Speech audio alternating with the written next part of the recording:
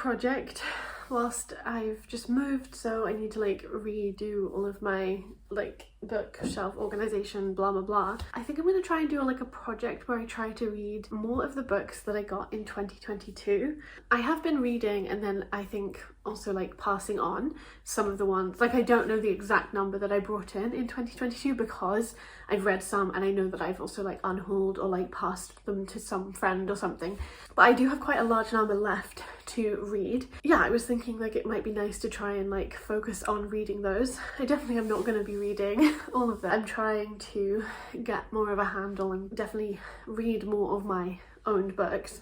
So I thought this could be like a nice project to do. I'm thinking I might kind of try to randomize it and make some kind of jar or something, but we'll see, I'm not sure.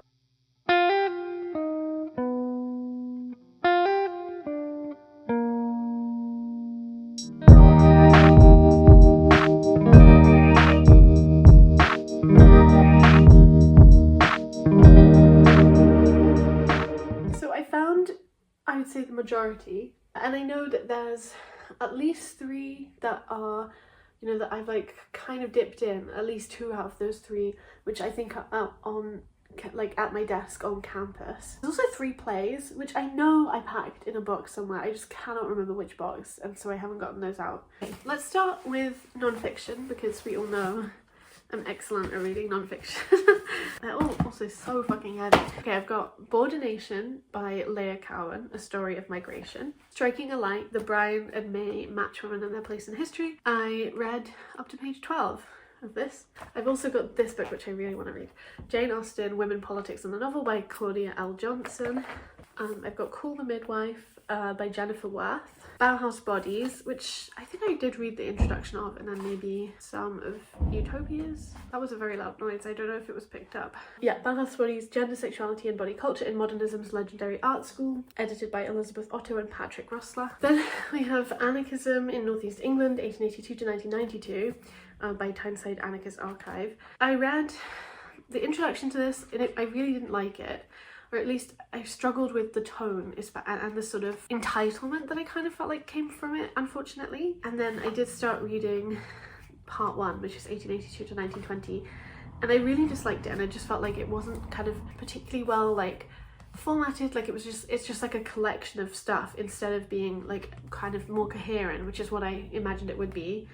And also I just think like kind of needs to be in order to make some kind of like historical point. Like it feels like the methodology was not good, and then the like layout and structure of this information is not that good. I know that's mean, I don't want to be mean about this, but yeah, I don't know what I'll do. I probably won't try to read all of this. There's just like also just don't like, some of what I was reading was not interesting, and then I just really disliked how, because it wasn't being contextualized at all, it was like, I remember there was a bit where it was talking about Kropotkin visiting and giving like a speech or something, and then like all of a sudden it's like there's a comment about how his wife has been there, and then I just felt like there was no indication that he was traveling with his family until that very moment. And so like it just made me be like, well, we need to think about that, don't we? Like when, like, you know, these like famous men travel around and they like bring their wives with them, you know, I don't know, it just made me feel like, and because I didn't like the introduction and the tone of the introduction, I'm not like that inclined to really like it, I think. The final one I have is How We Might Live at Home with Jane and William Morris by Suzanne Fagans Cooper. Yeah, which I haven't read at all, and obviously it's quite good. Then the classics I have, honestly, these are all translated, I'm pretty sure. Okay, so this is The Island by Anna Maria Matute, translated by Laura Lonsdale. And I've got Deborah by Esther Singer Kreisman, translated by Maurice Carr. I've got Found Treasures, stories by Yiddish women writers, edited by Frida Foreman, Ethel Rakus, Sarah Silberstein Schwartz, and Margie Wolf. These books I have shown multiple times, because these are the 3 like Yiddish books I bought that year that I did not read a single one of. And this is Dine, an autobiographical novel by Ida Mays, translated by Yirmiyahu Aaron Taub. Then we've got Lucy by Amalia Scram, translated by Catherine Hanson and Judith Messick. And Manya by Anna Gemena, translated by Kate Phillips. So those are, yes, the older books. The mixture of like just more recently published stuff, there's like quite a lot. I would say like a range of things here. I'm pretty sure this is not published before 1980 or like the 1980s. I think it was in the 1990s, but I could be wrong. But yeah, we'll start with this, which is Marge Piercy's Body of Glass. Then we've got A Book of Secrets by Kate Morrison, The End of Days by Jenny Erpenbeck, translated by Susan Bonofsky, A Net for Small Fishes by Lucy Jago. I really want to read these books. Then there's According to Queenie by Beryl Bainbridge, Catherine House by Elizabeth Thomas, Tomb of Sand by Geetanjali Shree, translated by Daisy Rockwell, Dr. Edith Vane and the Hares of Crawley Hall by Suzette Mayer, The Autobiography of My Mother by Jamaica Kincaid. Again, I think this is published in the 1990s, so I mean, it also sort of doesn't matter. I guess I just more feel like really resistant to when things that were published in the early 2000s are getting like reprinted and rebranded as classics now, because I'm like, no, that is really genuinely too early. Anyway, that's not really the point. Then we have The High House by Jessie Greengrass and Blackwater Sister by Zen Cho. There's one book that I could not find, which is called 40 Years Lost. I don't remember if I said that, but I'll put a picture of it here. Hopefully I will find it. I think what I'm going to do is spend some time with this book and try to make peace with the fact that I think I need to just pass it on, and maybe somebody can find like genuine like enjoyment and interest out of it. So I'm not going to include it in whatever kind of decision making system I create. I also think that I won't include this book, Bauhaus Bodies, because there's no way I would ever just like sit down and read this all in one go. I will like dip in and out, which I also clearly have because I have another like I have 2 bookmarks in it, so clearly I already was kind of doing that. I'm also just like not really in the mood for Call the Midwife, so I'm not going to put that in. I think I could change my mind as I'm making the jar, whatever I decide to do. I also have only put in one of my Yiddish women books, which is only because I just don't want to like overwhelm myself, and because I've just been really bad at reading these, even though I want to. I just felt like doing it in a way where I feel like it's easy for me to fail, because I feel so overwhelmed by everything at the moment, and I'm so like fatigued. I just moved house, so like of course I'm exhausted, and then like I'm exhausted on top of that all. So I'm trying to avoid doing that with projects like this, which is why I'm not going to put these in. I will include maybe not The Rover, but maybe, I don't know, but definitely The Tragedy of Mariam in this list, and also maybe The Other Play. I don't know. I do want to say something else, so sorry if the camera has changed position, which is that I'm like kind of having a moment where I'm just like really interested in like the literary history of like women writers in the like long 18th century, or like, yeah, so from the late 1600s in classic academic style into the 1700s, kind of up until, I mean, yeah, like technically sort of, well, again, not actually really technically, because the 18th century is obviously just the 1700s, but like that tends to also include like people like Jane Austen who were publishing in the like 1810s or whatever. So anyway, the point is I've been like listening to some podcasts about that and just being like interested. So I will say, and I remembered that this book is, I think, about Hester Piozzi, yeah, and also Samuel Johnson, and so this is like one of the books that was in this like stack of 2022 books, and so this is According to Queenie. So I think I might try to just read this, you know, like as a book to read, like, and not put it in like the system that I devise around choice, but like just begin with it. And yeah, I currently am reading some other things, but I am also about to finish one, and I'm not reading loads of things at the moment, so I kind of feel like I can stumble. Famous words to say. I can't decide, because I'm so mischievous. Really, I just mean impulsive. And there are some books that like I want to read. I am currently reading Potterism, but that's not part of this. So I kind of thought maybe I might also include these as like little treats. But at the same time, I don't know if I will, but these would be the ones that I might choose. So Apology for the Woman Writing, which is by Jenny Diskey, which I've wanted to read for ages. Honestly, doing this process of like packing and unpacking my books and then like trying to kind of sort through them and blah blah blah does just make me be like, I just want to read all of these books, but it's also like too many books to read in one go. Here is another like 18th century book. I think this was published in 1801, but this is Belinda by Maria Edgeworth, and I have wanted to read it for ages. So again, this would be like part of my current like interest in 18th century work. Also, if I do include the Aphra Behn, she kind of is technically, I would say, considered part of the long 18th century, I think, because she's publishing in the like late 1670s or whatever. Also have another 18th century novel. This is from 1762. This is Millennium Hall by Sarah Scott, which actually is not my copy. It's one that like my friend lent me 2 years ago now, and I haven't read it, but this also obviously is like part of the, like I said, long 18th century women writing that I'm currently interested in. But yeah, so I can't decide if I'm going to put these titles in or if I should hold off, because I will maybe then just get distracted and read these instead of the ones that I'm actually aiming to try and read. I don't know, we'll see. Cool.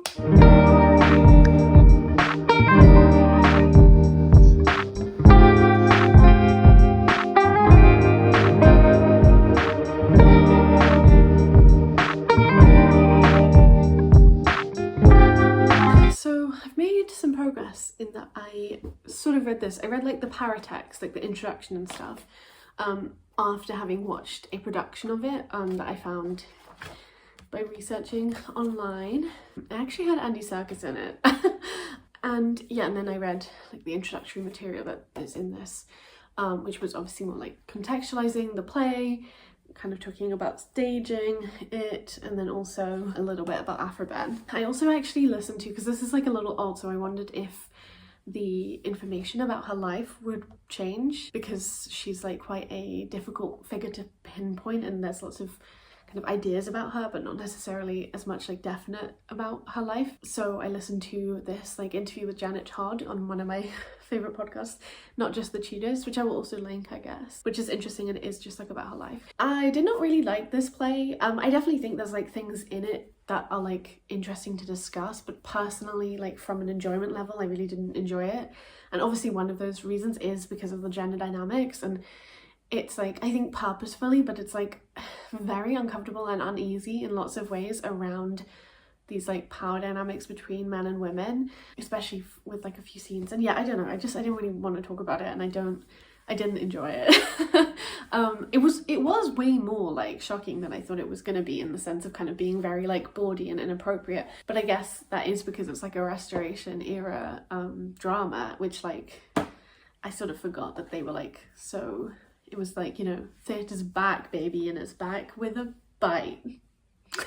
Anyway, yeah, but it's cool that I did that. So I guess, you know, I can take that out of this little jar of books.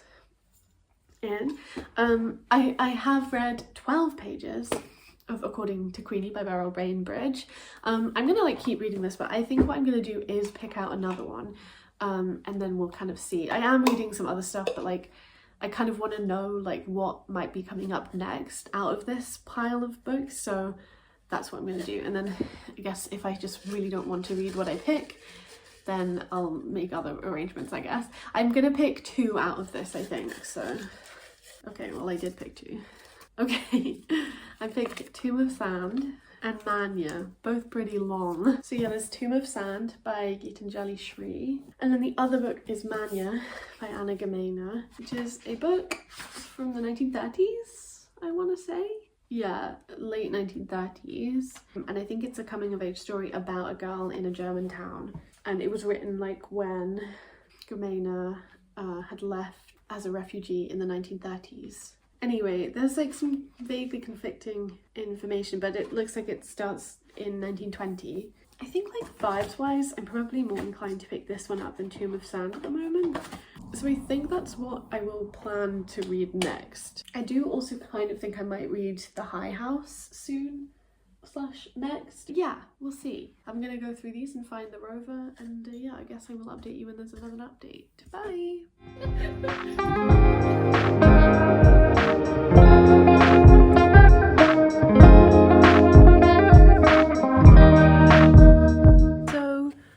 I thought I would do like a little update with where I've been getting to with this 2022 reading project. You can't actually see them, but there are still many stacks up here, and I haven't made any progress with Manya, which is what I pulled out of the jar to read, and I also haven't made any progress with According to Queenie. It's like here, just haven't really felt like reading that, and I have also been trying to read some other stuff too. Just been like really getting into like early modern drama like a loser. Here are the things that I have been reading. These are from my little jar that I made. So this was The Rover, which I think I talked about the last time and I had an update, so I can get rid of that. And then I've also got The High House here, which was this, which I read in June, and I did talk about in my June wrap-up video. Yeah, like, it was interesting to read. I actually kind of felt, and I forgot to say this, but like I felt a bit like, having read Private Rights by Julia Armfield this year, that the sort of narrative voice almost fit quite well with that, slash there's a way that they're quite similar. And like I think that's, you know, they're both like climate fiction. They're both engaged with this idea of like a sort of drowned or like sunken world, and what happens when a crisis happens, how we think of time in terms of emergency and like specifically climate emergency related stuff. I think they are quite different books in general, but I just felt like the narrative voice of this like did kind of fit with that, except for maybe nearer to the end. There are 3 viewpoints, it's not just one, but I don't know that I felt like they were particularly different from each other. There's definitely one that's the most different from the others, but like he's in it the least. So yeah, there were some really beautiful things about like love and caring for people in this, but I also just like I don't know that I felt it was particularly meaningful or important to engage with. And then the next thing I read from the 2020 books was The Roaring Girl, which is a play by Thomas Dekker and Thomas Middleton, which was like okay. So this is like about a real life cross-dressing woman called Moll Cutpurse, who was kind of notorious at the time, and so it definitely has some interesting things. I didn't find it like particularly interesting, but it was interesting to read overall. Yeah, I don't know, like it was, I guess I sort of imagined that it was going to be more fun than it was, and then I just found quite a lot of it kind of dull and tedious, and then there are some bits that are like more interesting than others. But I also do think that like it is really good to like round out particular eras in terms of where like one particular author like eclipses all others. So in this case, like Shakespeare obviously takes center stage in terms of like early modern drama, and then, you know, you never like really are engaging with other stuff when I think it can be really valuable in lots of ways, not just in terms of like historical comprehension, but also as a way to contextualize like Shakespeare too. You know, I think like once you're looking at the surrounding area, like the literary landscape that Shakespeare comes out of, like there are obviously things that I do think he does really well, and I do like Shakespeare a lot, but I also think that there's a way that like just learning about him means that you can also then think he's even more of a genius than, you know, he is. I also don't really know that I believe in like the concept of geniuses at all, but I do think he was really like genuinely very good at like drama and like interiority especially. But then at the same time, like when you learn more about the surrounding productions, like the plays and so forth, like, and the other people writing, you start to realize that Shakespeare just can't have like existed in a vacuum, and in fact he did collaborate and work with other people, and he learned from other people too. And so yeah, it just feels like you're getting a much more accurate picture and understanding of how like a literary form develops and how plays come into being in particular ways, and then also how these sort of like narratives of genius that mostly hold up, you know, white men as being these like incredible creators of culture, but yeah, you learn how constructed that is, and how there could easily be other stories. And you know, also a lot of it has to do with like what is lost and what is found in terms of play texts, and yeah, what survives and things. Anyway, but yeah, so this is the like frontispiece, and this was printed in in 1911. I think it's a 1611, and I think it was maybe performed in like 1609, was it? I think. But I did read that, so that's great. So those are 3, and then I also have another one, which is another play, and that's The Tragedy of Mariam by Elizabeth Cary, which I actually DNF'd, so I did not finish this. I read about 60 pages of it. It's a 100-page play, so it's not very long, but I was not enjoying it at all, and I was so bored. And it's I think it's a closet drama, which is like a different kind of play, because I'm pretty sure they just weren't like performed in quite the same way, and it also meant that like women could write them a bit more, because basically they were published and read, but because they're like not being performed publicly, you can get away with quite a lot more. Somebody who has written closet drama that I want to read is Margaret Cavendish, and in fact I will leave a link, I'll try to remember to leave a link to Glutenberg Bible's video about Margaret Cavendish and her play The Convent of Pleasure, which I really want to read, but that is a closet drama, and so maybe you can get more of a sense of closet drama from that video than from from me because I don't really know what I'm talking about. But yeah, I also read like the introduction to this and I thought it was really badly designed. Normally I really like these like specific Methuen drama New Mermaids like editions of plays and things, and I have like my camera is resting on For Revenge Tragedies, like the anthology that they have and stuff like that. But in this case, I just felt like this was really badly organized because it focused on like, I guess there's still potentially some unclearness about whether Elizabeth Cary is the actual author. Mostly I think that is considered as being accurate. But the way that they wrote the introduction was like, they put like the about the author section almost right at the end. And so they were referencing all of these like specific things related to the author and her life earlier. And then it was only after that they then talked about her. Whereas obviously the much better way to organize it would be to maybe do like a summary of the plot, like a brief about the play, a summary of the plot, and then talk about the author and then go more in depth about like the sources and the genre and structure and the themes like marriage and divorce, like blah blah blah, because otherwise it was like weirdly repetitive and also quite confusing because they were just mentioning random people, but then in the like about section later it became more clear what was going on. The play itself I just really was so boring. It's very like, person stands on the stage, says like a really really long speech, then another person comes onto the stage, says a really really long speech back, and then they have like somewhat of a conversation, and then there's more speech. There's also a chorus in this, which could be interesting, but the chorus is like the most conservative voice in the play. And yeah, obviously like this is like interesting in terms of it being the produce, weird way to say that, of a woman, and it's one of the only, if not like the first, female published plays of the time, or something like that. And so I obviously like, I wanted to be on its side, I wanted to be like intrigued by it. Obviously I'm not saying I wanted to find like, I don't know, like 2020 feminist sentiments in it, but I did want it to be interesting, and I just did not find it so. I also thought it might be interesting from like a Judaism perspective, but I didn't find it to be that either. At least, I mean, I'm counting this as like read in terms of this project because, I mean, I did read the majority of it. And so I will find it in this and take it out. And I guess whilst I do this, I will talk about my current plans with the rest of the things to read. I'm not sure how long I want to do this project for. I think I said that at the beginning of this. I do still have quite a lot of books to read. In fact, I could count at the same time, but I think that's maybe too much for me. I do plan to try to read Manya at some point because I did pick it out of the jar. But at the same time, it's okay if I don't. Like, I feel like I'm making progress enough with the books on this list, enough that I don't need to try and push myself. I do also have plans to read, or try to read, maybe 2 or 3 of them for sort of like Women in Translation Month / just like upcoming reading that I want to do. Specifically The End of Days is one I really want to read, by Jenny Erpenbeck. And I also actually got an audiobook of A Net for Small Fishes, which is another one that I would like to get to soon-ish. I did try to find an audiobook of Catherine House, but I didn't like the audiobook narrator, which for me does really matter. I mean, if I want to read a book fast, then I guess I'll like deal with the fact that I don't like the narrator, but then it does kind of make the reading process worse. Hey, we found it, The Tragedy of Mariam. So yeah, I can finally take these 4 and put them in the recycling where they belong. Like I said, I'm not sure exactly how long I will keep doing this for. I could try to go for having read 8 of these books, because I think I started off with having 30 of these books left to read. So if I was trying to read like 10%, then I would read 3, but that's very small and I've done that.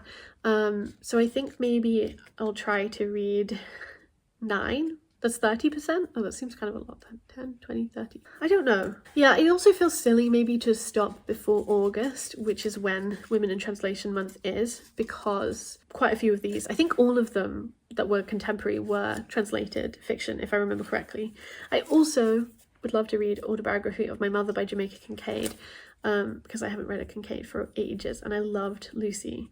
I think that's actually the only Kincaid I've read, but I want to read her other like work too. But yeah, I found a copy of the Autobiography of My Mother, so I was like getting that, and yeah, I haven't got to it. Yeah, so I guess the conclusions I've come to is won't stop until after August, which is not that far away, but yes, and maybe aiming for about 9 books to be read.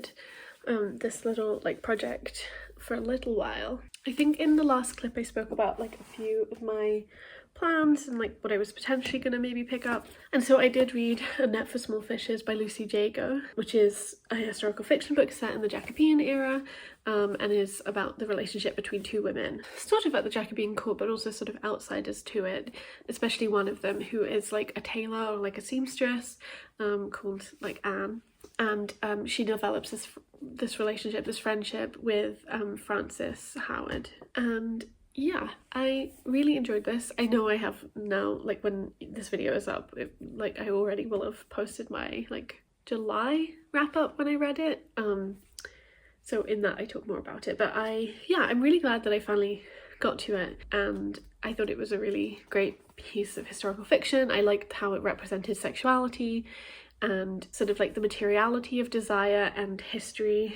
And then this one is The End of Days, which is the other book that I finished reading. I'm not sure what this is doing in here, but I will leave it for now.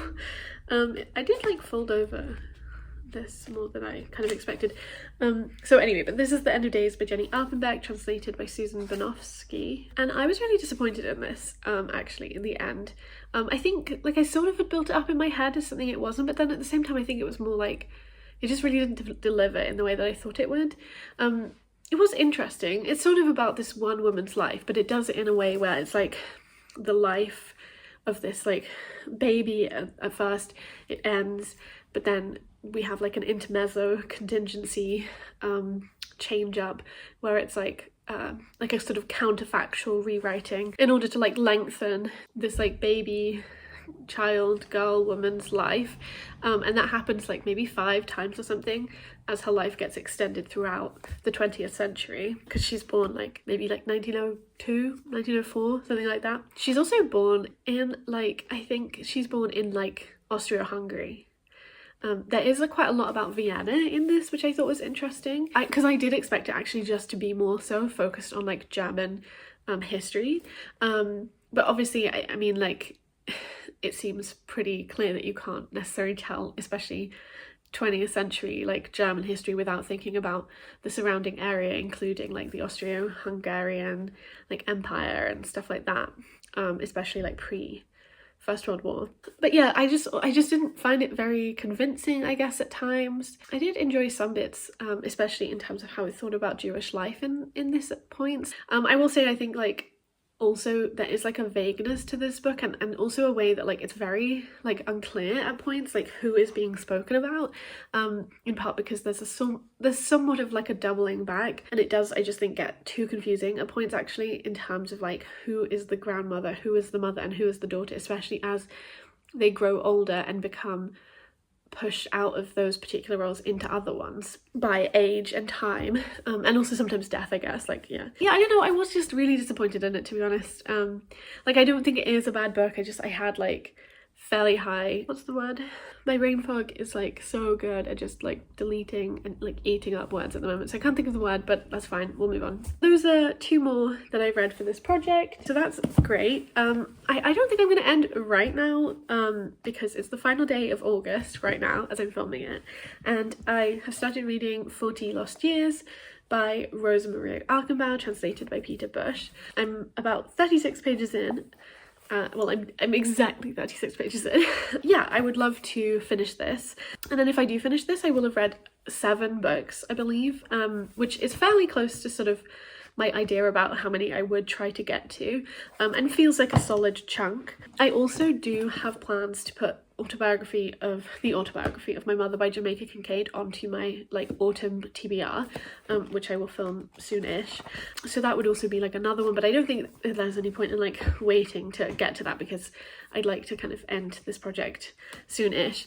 And I also wanted to say I have not made like any progress more on According to Queenie by Beryl Bainbridge. I just really haven't been feeling in the mood, and that's fine. Also with Mania by Anna Gamena, I have not got to at all. So like a mixed bag with that, but I also feel like I have kind of learned that in terms of like the choices from a TBR jar, like I actually think the most helpful thing for me is more pre-selecting like a smaller group and then choosing what I want from that directly instead of like giving it all up to chance, because I just feel like it just doesn't really suit me, and like I can read things that I'm not in the mood for, I guess, but A, I might not enjoy them, and B, I think I just read better and like faster and more efficiently when I am being guided by my own like impulses and intuition. But if I can then like narrow the field of where to pick up from, that's maybe the most like the best way to develop like a little bit of discipline with my reading, but then also to feel like I still have choices and can still be like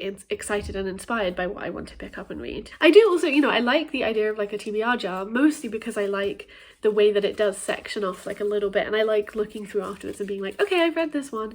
But I think using it as a tool of like choice for what I pick up is not that helpful to me. And I kind of feel like probably that's true with like most forms of trying to randomize. I mean, I do like the idea of maybe one day trying to do some kind of dice rolling thing, but that might work better if I use it to pick like prompts or something, and then I can pick a book that I want to read that fits a prompt. Although I also feel like I don't have that much patience with that kind of thing too. Yeah, anyway, I don't know if that makes sense. I think I will come back to do a final wrap up anyway, but I guess yeah, I've been doing some thinking, and I guess I just wanted to share for now. I don't think I will finish this today, but it would be great to read a big chunk of it, and it is pretty short, like it's only 156 pages. As usual, don't know how to end updates. Bye.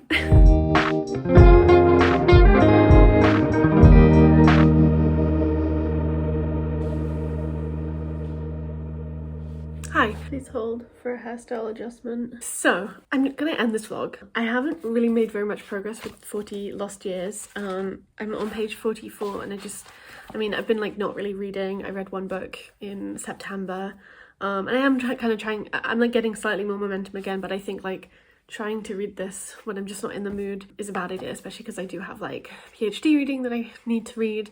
And I also really want to participate in a few other things. I'm not like DNFing this or anything, I just think it's like better to take away the time constraint stuff or like any of the pressure that comes with a project like this. I am pretty happy with what I did read for this little project. I definitely think out of these, like, I enjoyed A Net for Small Fishes the most. I thought it was really sort of like great as a piece of historical fiction, and I liked how complicated and like in-depth it felt in terms of like the relationships and the like emotional feelings I felt from it, and like the character development, maybe not development, but just like the character strength that I felt was in the novel. I think like the one I enjoyed the least was probably The Rover, but that was, and I guess I have to say The Tragedy of Mariam, because I did DNF that because I was just so bored, which is hilarious because I'm like gonna be helping to do some like teaching assistant stuff around it.